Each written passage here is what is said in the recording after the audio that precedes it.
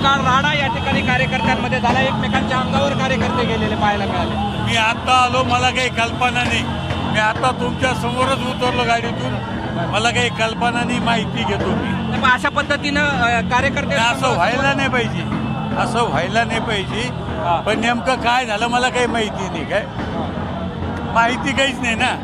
तुमच्या बाजूला एक उमेदवार आहेत, आता ते त्यांचा रॅली काढून राहिले, आपण आपली रॅली काढणार।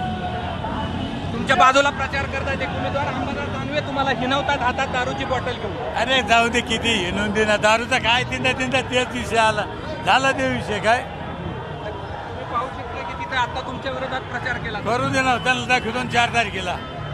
निश्चित आपण पाहतोय की उद्योग मंत्री देखील आपल्यासोबत आहेत, कार्यकर्ते एकमेकांच्या अंगावर गेले, शिवसेना आणि ठाकरे गटाची इथे आता मारामारी करण्यापर्यंत पोहोचले।